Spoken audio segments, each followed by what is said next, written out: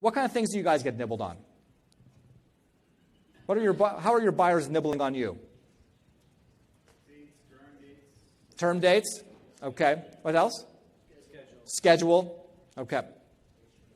Extra material. Okay. So sometimes a nibble makes sense, right? But nibblers, most likely, professional nibblers are like rats. Meaning they will keep on nibbling on you for the rest of eternity until you put an end to them. I don't mean kill them, just like say no to them.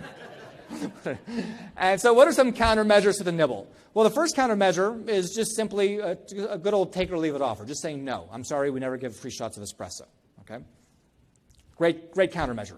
Sometimes you just say no, an unprofessional nibbler will be like, okay, that's fine. Most people feel bad about nibbling.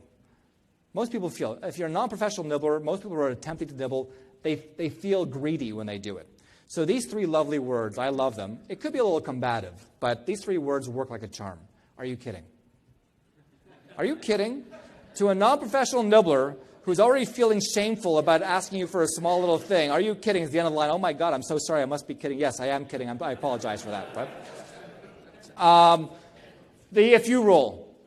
Trading with them. Fine. Making an opportunity of that nibble. I'll give you this if you do this for me.